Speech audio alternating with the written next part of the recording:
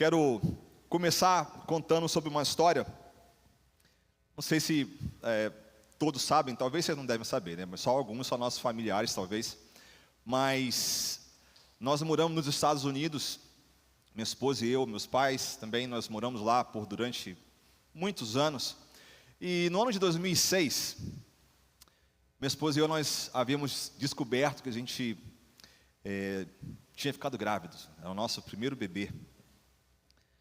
Só que aí, infelizmente, depois de umas 2 semanas que a gente descobriu, a gente perdeu esse bebê. Nós fomos para o hospital e foi uma situação assim muito delicada.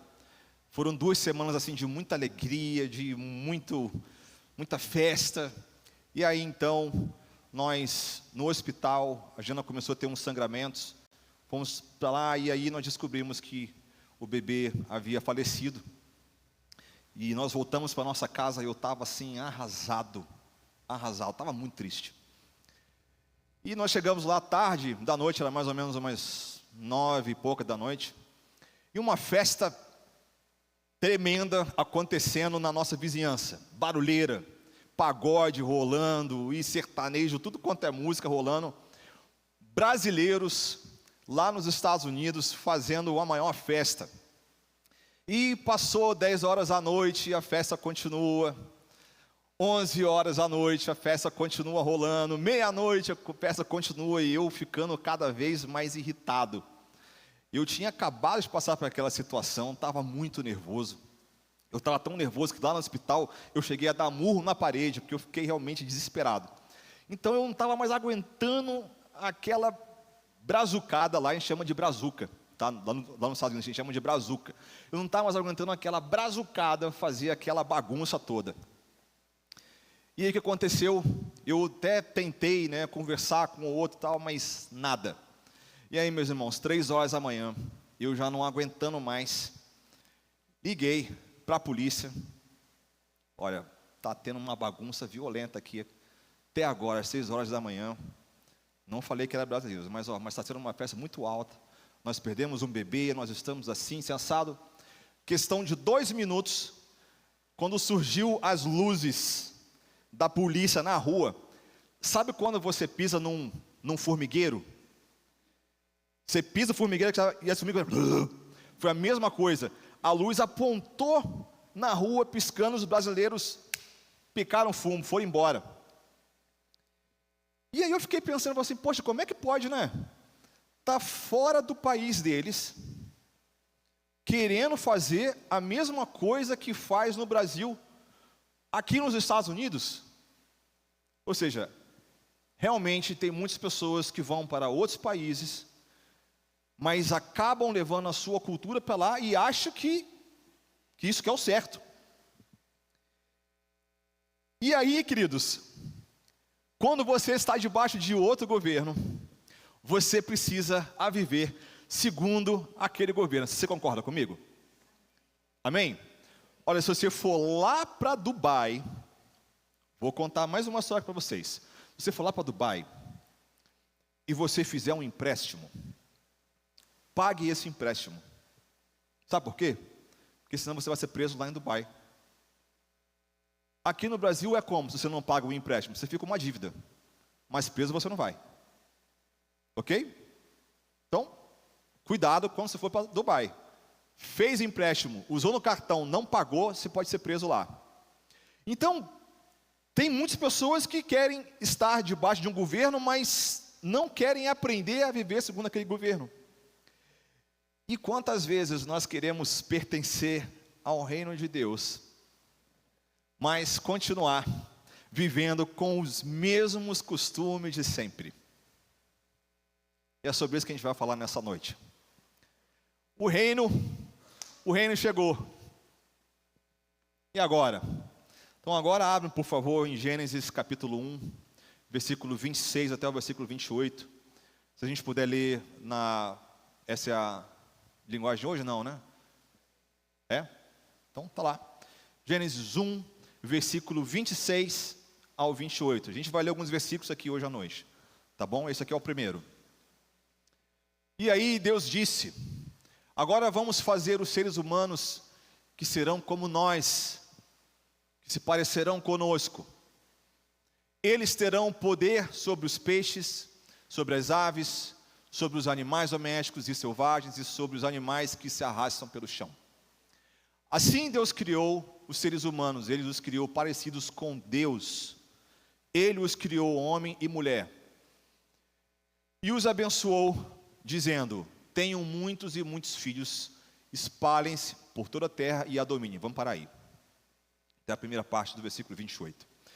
Então, deixa eu contar um pouco para vocês aqui qual foi o propósito original de Deus quando Ele criou a terra. Talvez você não saiba disso. Talvez você pense, Deus criou a terra para que a gente pudesse adorá-lo. Ok? Nós pudéssemos servi-lo. Na verdade, é mais ou menos isso daí. A adoração até faz parte disso. Mas Deus criou a terra, imagine como uma embaixada. Não sei quantos vocês já foram numa embaixada. Eu já fui já. Por exemplo, lá nos Estados Unidos, eu fui na embaixada brasileira para poder tirar uma documentação nossa lá. E quando eu estou na embaixada brasileira, mesmo nos Estados Unidos, eu estou no próprio Brasil. Vocês sabiam disso? É assim que funciona uma embaixada. Se você for numa embaixada americana aqui no Brasil, lá naquele território, você não está mais no Brasil, você está nos Estados Unidos. Então Deus, quando criou a terra, foi a mesma coisa. Foi uma extensão do reino dele. Então Ele criou homem e mulher, nós lemos aqui em Gênesis, com o propósito de estabelecer o reino dele aqui na terra, para que todos nós fôssemos representantes dele. Conseguiu seguir aí a história um pouquinho? Ok? Conseguiu seguir? Joia. E o que aconteceu em Gênesis 3? A gente não vai ler Gênesis 3, você já sabe muito bem da historinha de Adão e Eva que comeram a fruta. Alguns falam que é maçã, eu não creio que foi maçã não, mas enfim. Comeram, pecado veio, e aí, o que aconteceu foi que eles perderam o reino, ou seja, o homem decidiu por si próprio fazer a sua própria vontade. Ele decidiu assim: eu não preciso de Deus para decidir aquilo que é certo ou errado para a minha vida. Quem manda sou eu. Alguma vez na sua vida você já pensou em falar isso? Quem manda na minha vida sou eu? Ou já ouviu de alguém falar isso daí?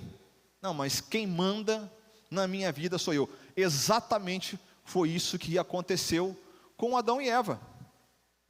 E aí, queridos, muitas vezes nós queremos Deus, mas nós queremos continuar mandando. Queremos as bênçãos dele, queremos a sua proteção, queremos a provisão de Deus, queremos cura, mas nós temos dificuldade com o governo de Deus. Quando nós aceitamos a Jesus como nosso Salvador, nós estamos salvos, ok? Somos salvos. Vimos aqui, confessamos, eu confesso meus pecados e tal, e Senhor, meu Salvador, Ele me salvou, joia. No entanto, Deus, Ele quer não só ser o seu Salvador, Ele quer ser o seu Senhor. Então, quando você se converte, ou decide vir para a igreja, decide começar a frequentar uma comunidade, aquilo é só um começo.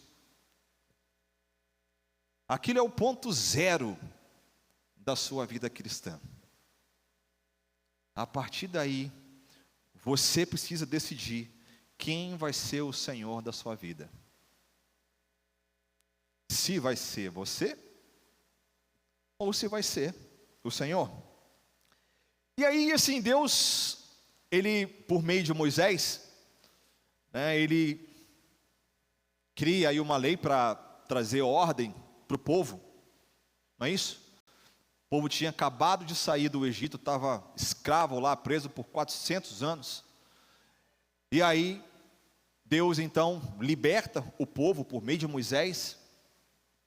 E lá no deserto, Deus então começa a colocar algumas regras ali. Ok? Mas tudo que Deus queria era que, na verdade, aquele compromisso ali gerasse de fato um relacionamento sincero com Ele. Era tudo que Deus queria. Era tudo que Deus queria. Porque os povos vizinhos deles, imagina, tá? Imagine que Sales aqui é o povo de Israel. Aí, Novo Horizonte tem outra galera. Uma cabeça com uma atitude, com cultura totalmente perdida. Sacrificava criança, fazia várias coisas de errado. Então, Deus quis trazer aquelas regras ali para eles, para que eles tivessem relacionamento verdadeiro, sincero com Ele. Mas, o que aconteceu? Ao longo do tempo, aquilo foi virando uma regra excessiva para eles. E se tornou, de fato, uma religião. E por 1.500 anos, estou falando de Moisés até Jesus, 1.500 anos, pessoal, vocês já pararam para pensar o que é 1.500 anos? Não, a gente vive quase 100. Então, 1.500 é coisa pra caramba. De Moisés até Jesus, o povo só sabia de uma coisa: obedecer às regras. Coração em Deus, um ou outro conseguia fazer isso. E aí, Jesus chega, e ele então começa a pregar. 4, versículo 17, pode abrir lá por favor. Mateus 4, 17. Depois que Jesus chegou, a primeira coisa, ele saiu do deserto, foi com tudo pregar isso daqui, olha. Daí em diante, Jesus começou a anunciar a sua mensagem. Ele dizia: arrependam-se dos seus pecados, porque o reino do céu está perto. Em outras versões, vocês vão ler, porque o reino do céu chegou. E aí a gente vai falar aqui de arrependimento. Israel, eu já ouvi dizer que arrependimento é metanoia. Calma, deixa eu explicar uma coisa para vocês. Existem 3 versões dessa palavra arrependimento. Quando Jesus está falando assim, olha, arrependei-vos. Jesus falou no hebraico. E aí, quem escreveu o livro de Mateus, escreveu em grego. Do grego, chegou o latim, que é o que nós conhecemos hoje. Então, vou começar por partes. No latim, arrepender quer dizer penitência, sentir tristeza por algo e fazer mais coisas para ficar livre dessa tristeza. E aí, penitência, no latim ela tem essa raiz, não sei se é penitenciário, alguma coisa assim. Então pensa que essa foi a nossa tradução que a gente ouviu de arrependimento. A tradução do grego se chama metanoia, que quer dizer mudança de pensamento, quer dizer mudança de mentalidade. Legal. Só que Jesus falou no hebraico. O hebraico, arrependimento, quer dizer o seguinte: voltem para o estado original. Voltem para o reino original. É exatamente isso que Jesus estava querendo dizer. E aí, olha só que coisa mais louca. As pessoas começaram a ouvir isso. Jesus começou a pregar sobre isso. E começou a vir muitas pessoas procurar Jesus. Nicodemos, quando ele já vai falar dele. Mas chegou um camarada, que é um jovem, muito rico. Muito rico. Hoje eu estava vendo lá que o Pablo Marçal declarou 7,8 bilhões de reais, né, para poder se filiar ao PRTB. É mais ou menos um rapaz tipo o Pablo Marçal. Rico. Jesus, olha só. Eu sigo todas as leis.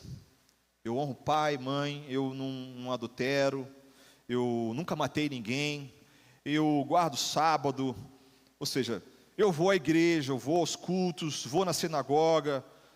Jesus, o que mais que eu tenho que fazer? Jesus olha bem para ele e fala assim: olha, faz o seguinte, vende seus bens e dá para os pobres. Aí diz a Bíblia que aquele jovem ficou triste, saiu dali cabisbaixo, falou: não, tem jeito. Ou seja, ele queria fazer mais coisa ainda. E tudo que Jesus estava querendo dizer para ele o seguinte: filho, onde está o seu coração de verdade? Então, quando Jesus começa a pregar, ele estava querendo dizer exatamente isso: olha, vocês precisam voltar àquilo que Deus sempre quis. E o que Deus sempre quis? Se nós fôssemos parecidos com eles, nós pudéssemos reinar e governar. Então, olha só, Jesus estava querendo dizer que é o seguinte: era necessário abandonar a maneira de pensar. Quando aquele jovem rico ouviu essa palavra e foi lá até ele, Jesus estava falando isso aí: olha, você precisa primeiro mudar a sua maneira de pensar, você precisa mudar a sua maneira de se comportar, você precisa mudar a maneira que você aprendeu a sua vida inteira, para então você começar a viver da forma original que Deus sempre quis. Então, para eu poder viver debaixo de um novo governo, eu preciso abandonar a mentalidade e as atitudes da vida que eu sempre tive, para eu poder viver de acordo com a mentalidade e as atitudes desse novo governo. Então, aqueles brasileiros lá nos Estados Unidos, né? Eles não estavam muito afim de viver com as regras daquele país e faziam aquilo que eles achavam que era importante fazer. E aí, queridos, não tem como você querer receber as bênçãos, querer receber os benefícios do reino de Deus aqui na terra, querendo viver da maneira que você acha que é a correta. E aí Jesus, então, quando ele começa a dizer que o reino chegou, ele está falando: vocês precisam viver da maneira como Deus sempre quis. E aí, Mateus 5, 6 e 7, eu quero dar uma lição de casa para vocês. Quando terminar o culto, hoje ou amanhã, leia Mateus 5, Mateus 6 e Mateus 7. O que Jesus estava fazendo, ele estava dando detalhes do que ele esperava de comportamento de uma pessoa que quer viver o reino de Deus. Jesus começa a dar detalhes ali. Mateus 5, né, fala das bem-aventuranças e tal, e fala bastante coisa. Só que os 6 e 7 fala de o contraste, que é a religião que aquelas pessoas estavam vivendo, e a religião que muitas vezes nós vivemos, com os comportamentos e atitudes que Deus realmente quer de nós. Então, olha só, vou falar alguns exemplos aqui. Na religião, quando eu estou magoado, o que as pessoas normalmente dizem? O tempo é o melhor remédio para curar, não é isso? O tempo é o melhor remédio para curar todas as coisas. Mentira!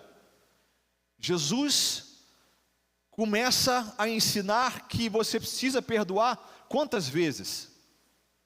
490 vezes. Isso é só uma metáfora.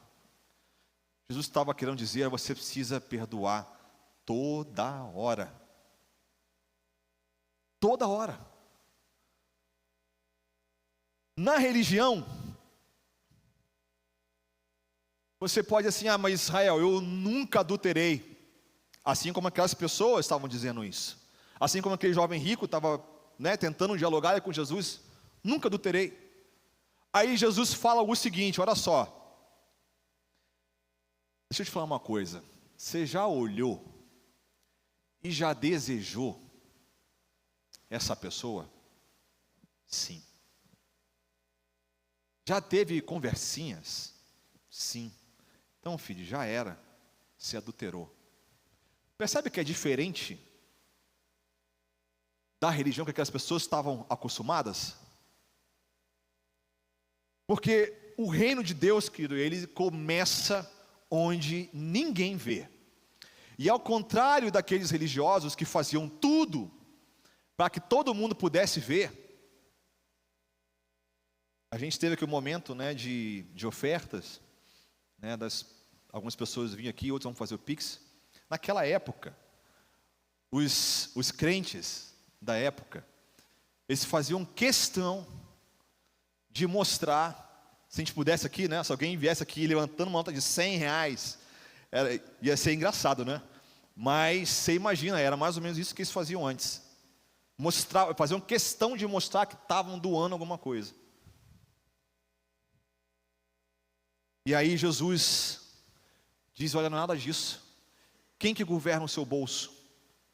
Será que o dinheiro é a sua segurança? Então Jesus começa a dizer o seguinte, olha só, não é errado você possuir as coisas, mas o problema é quando as coisas começam a possuir você. Na religião, estou dando aqui exemplo só, tá bom? A ansiedade, tem que controlar tudo. Jesus disse, olha só, deixa eu te falar uma coisa para vocês. Por que vocês estão preocupados com o que vocês vão comer? Por que vocês se preocupam com o que vocês vão beber? Por que vocês se preocupam com a roupa de vocês? Olha que comparação interessante Jesus faz. Sabe quem se preocupa com o que vai comer, o que vai beber, se vai pagar a conta, se não vai pagar a conta? Sabe quem faz isso? Jesus disse, os pagãos. Olha, quem está falando não sou eu não, tá? Você vai ler. Em Mateus 6, Mateus 7, Jesus disse bem claro, quem faz isso são os pagãos. Israel, meu Deus, então você está querendo dizer que se de vez em quando eu me comporto assim, estou me comportando como um pagão, olha, aí vai ser você que vai entender se sim ou não. Porque Jesus, ele fala outra coisa. Ele fala assim, olha só, se Deus, ele veste, né, os pássaros do campo, as flores, quanto mais o vosso Pai que está no céu, ele vai dar o que vocês pedirem. Vocês acham que se um pai pedir um pão, se o filho pedir um pão, o pai vai dar uma pedra? Se o filho pedir um peixe, pai, eu quero comer um peixe, o pai vai dar uma cobra. E Jesus fala assim, vocês são maus, vocês sabem dar do melhor para os seus filhos, quanto mais Deus para vocês. Por isso, buscai primeiro o reino de Deus, e as outras coisas serão acrescentadas.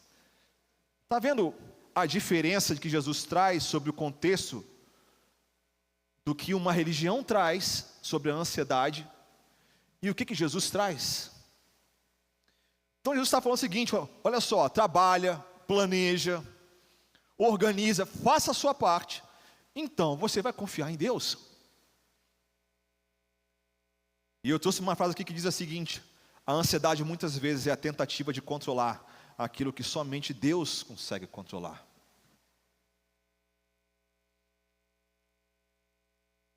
Na vida sem o reino de Deus, na vida religiosa, a gente diz o seguinte, como aquelas pessoas também faziam, eu só trato bem quem me tratar bem.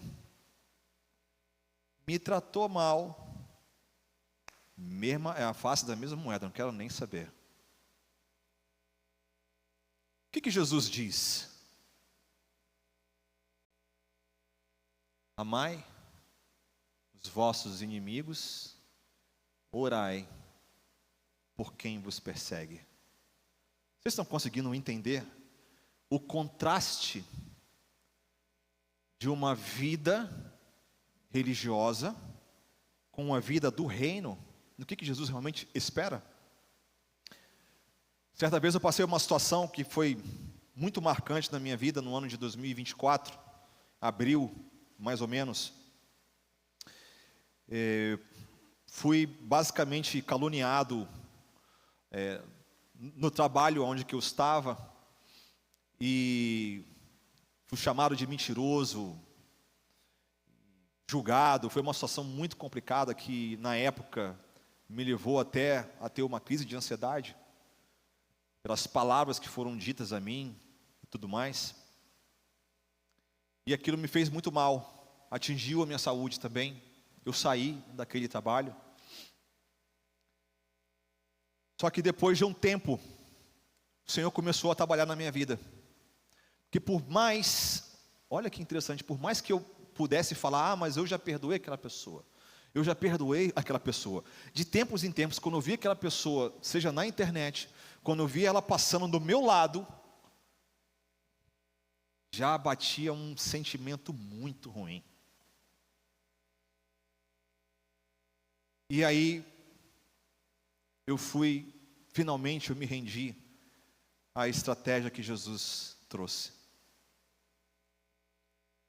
Comecei a orar pelaquela pessoa. Comecei a pedir: Senhor, que o Senhor faça aquela pessoa próspera. Senhor, que ela cresça. Senhor, que ela seja uma bênção. Não foi aquela oração, né, que de vez em quando eu vejo uns memes na internet. Eu amaldiçoo até a 6ª geração. Não. Foi uma oração verdadeira. Senhor, eu quero que aquela pessoa, Pai, ela cresça, ela prospere, que ela seja abençoada.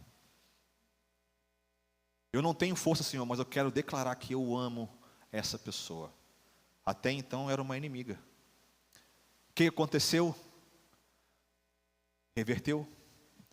Depois de um tempo, eu orando por essa pessoa, presta bem atenção, essa pessoa me ligou do nada,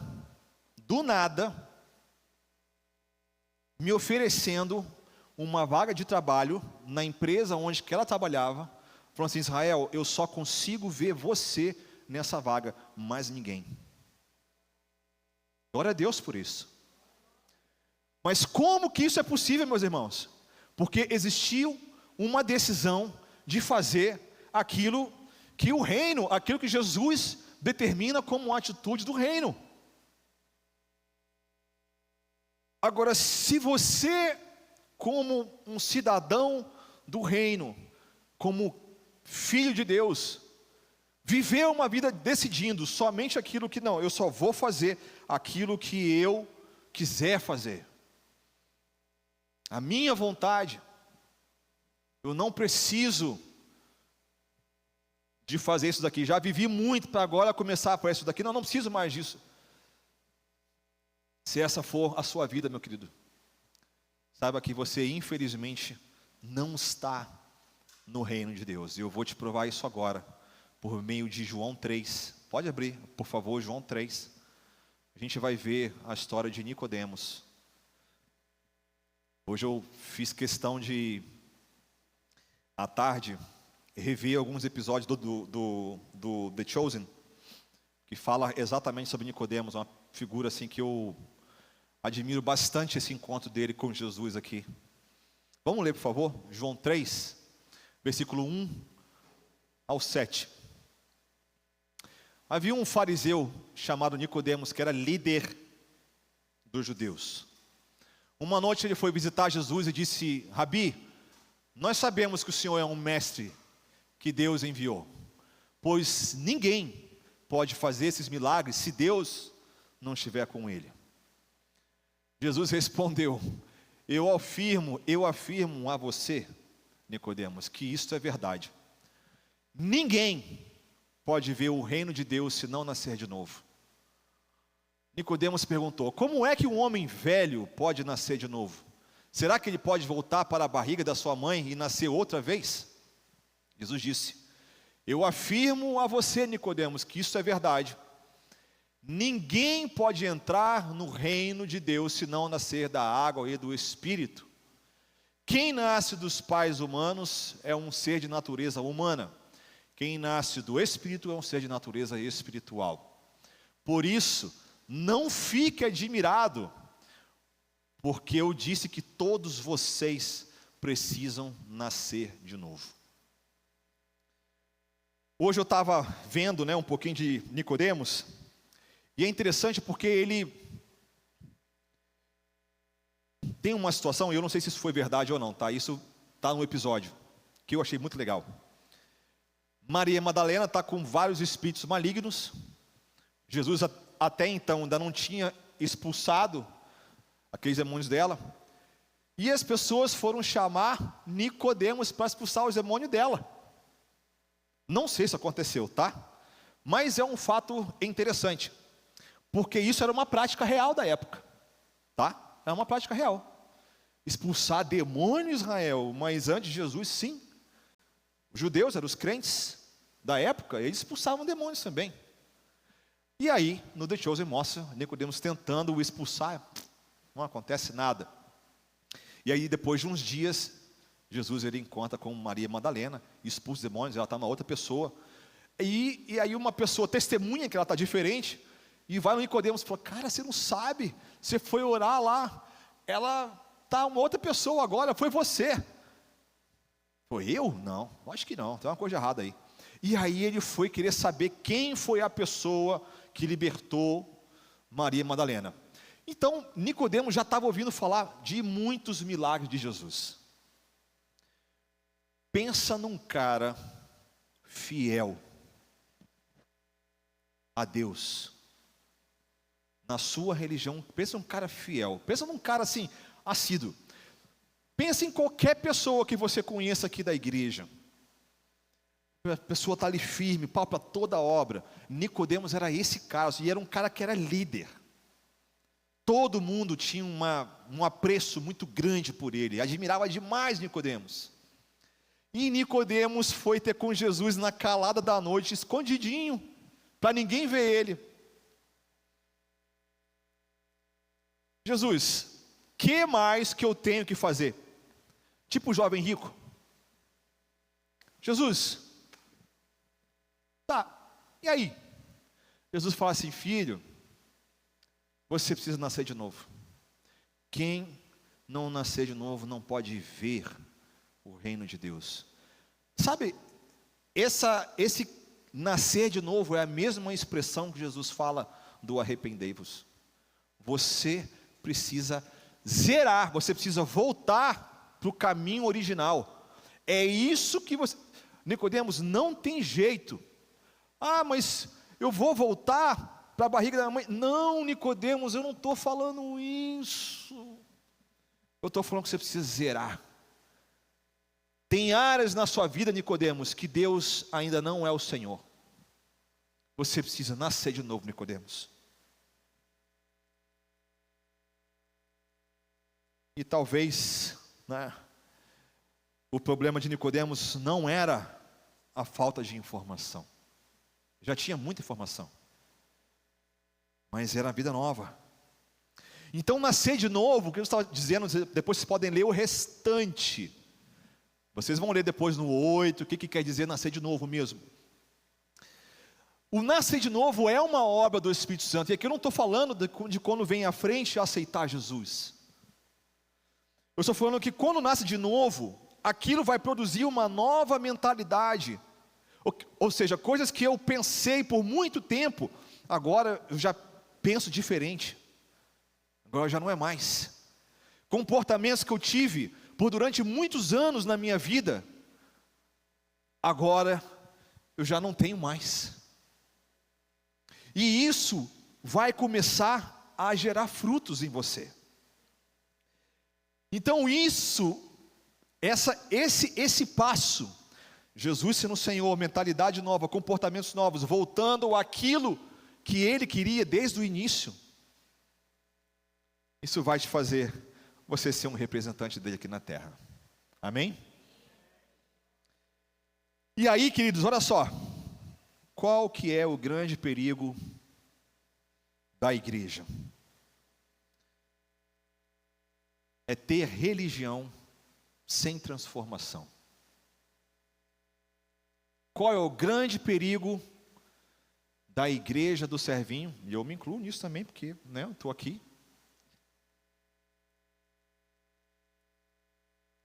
É nós virmos ao culto, cantarmos, ou tocar, é nós ofertarmos, conhecermos a Bíblia, frequentar o culto das mulheres o café na mesa dos homens, o culto dos jovens, levantar a mão, servir aqui na igreja, e ainda assim continuar rancoroso em casa,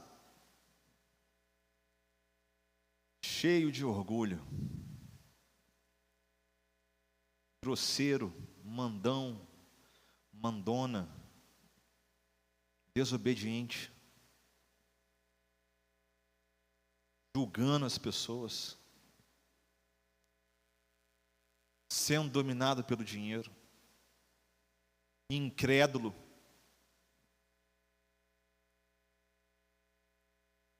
Ou seja, uma atividade religiosa, queridos, vir à igreja não substitui uma transformação verdadeira e intencional.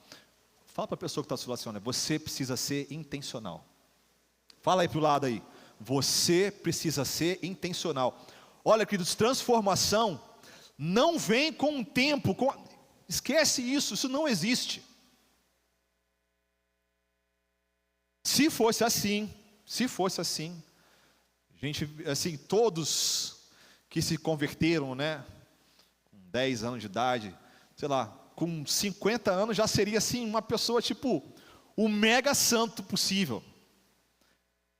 Sinceramente, se fosse assim com o tempo, você não viria jamais, aí desculpa aqui os idosos, não viria nenhum idoso reclamando da vida. Nenhum.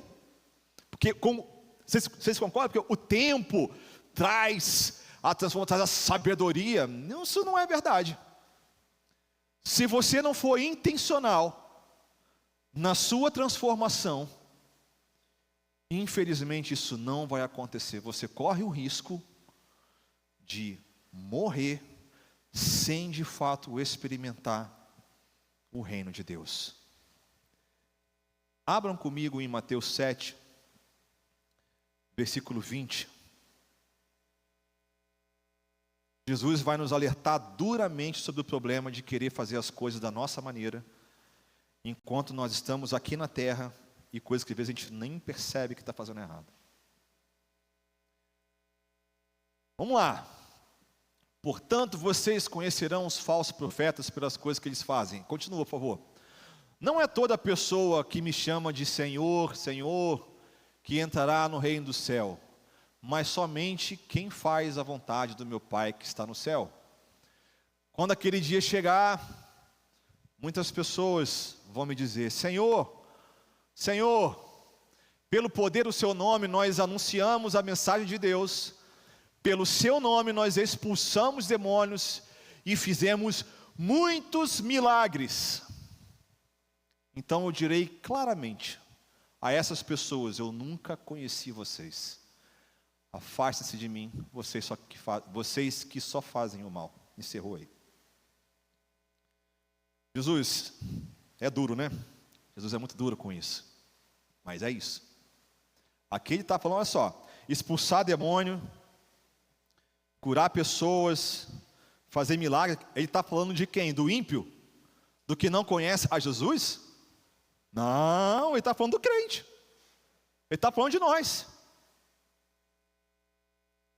E aí Jesus, ele vai concluir esse sermão, nesse restante aí, a gente não vai ler agora, por isso que eu quero que você leia em casa, porque esse final é apoteótico. Jesus fala, olha, dois homens na verdade, um decide construir uma casa na areia, da maneira dele, como ele acha que é o correto. Chega aos rios, os ventos e derruba tudo, chuva. Outro vai construir a casa dele na rocha, de acordo com o reino de Deus, na vontade de Deus. Vai chegar aos rios, a chuva não vai derrubar. Então, é o seguinte, para concluir, Jesus fala, né, de todo aquele sermão todo, para concluir, quem vai persistir, bem-aventurado, não é aquela pessoa que ouve só. Quem ouve e pratica as minhas palavras. Então, queridos, quem está governando a sua vida. A pergunta principal não é assim, você é crente? Quem governa a sua vida? Será que é o seu passado que ainda governa a sua vida? Será que é o seu dinheiro?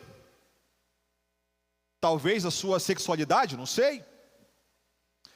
Será que é o seu casamento ou o seu relacionamento que governa a sua vida? Será que é a ansiedade? Será que é o orgulho? Será que são as suas decisões? Será que é a sua língua?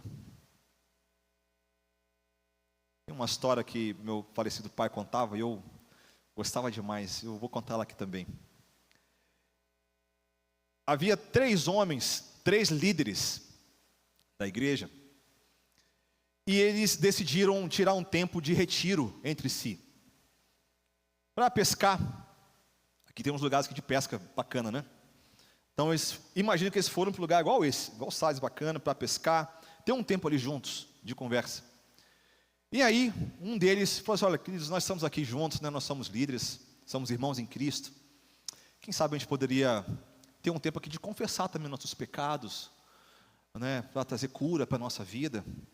Eu quero começar, isso o irmão estava lá falando. Olha, eu preciso dizer algo para vocês. Ninguém sabe disso, nem a minha esposa. Eu faço de tudo para não perceber. Mas eu gosto de um cigarrinho. Termino o culto, eu vou para um lugar distante, tal, fumo um cigarrinho, eu passo no meu spray, chupo a minha pastilha e... Olha, irmão, eu faço isso há muitos anos, ninguém sabe disso, mas eu estou confessando aqui para vocês, nenhum pastor sabe disso. Aí o outro, bom, eu vou também confessar aqui meu pecado. Olha, meus irmãos, estou muito tempo na igreja, né? Amo muito a minha esposa, mas eu não aguento um rabo de saia. Olha, eu não consigo. Eu tenho uma dificuldade gigante. Uma irmã, às vezes, me dá um abraço assim, eu já sinto, eu tenho essa dificuldade com isso. Eu queria que os irmãos pudessem orar por mim. Aí chegou a vez do terceiro. Meus irmãos, eu também tenho que confessar algo para vocês aqui. Meu maior pecado é a língua grande. Eu estou louco para sair daqui e contar tudo para o nosso pastor.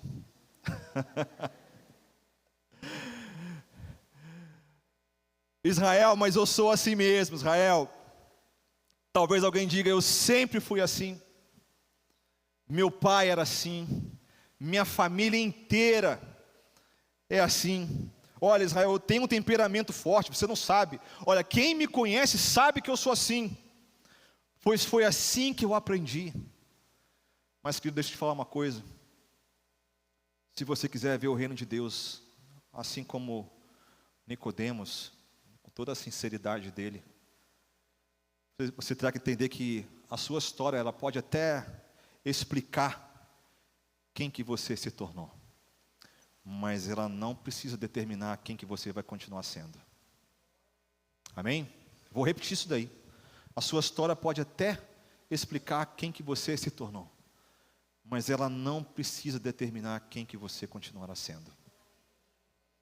Então, querido, se houve um novo nascimento, tem que haver transformação. Aqueles brasileiros, né, estavam em outro país, deveriam viver segundo aquela cultura, mas estavam vivendo segundo a cultura deles. E talvez nós façamos o mesmo. Nós fomos chamados para o reino, o Senhor te chamou para o reino, mas você continua tentando viver da mesma maneira de sempre. Imagine alguém recebe a cidadania de um outro país. Imagine que ele possui esse passaporte. Eu não tenho, né? Mas nosso filho mais velho tem. Algumas pessoas têm cidadania de Itália, de Portugal, enfim. Imagine você recebendo um passaporte. E você tem todos os benefícios dele, mas ainda assim você diz: eu não quero conhecer as leis, eu não quero aprender sobre os valores desse país, eu não quero mudar os meus costumes, eu só quero o passaporte pelos benefícios, só isso. Seria meio estranho, né? Nós sabemos, nós fazemos isso com Deus.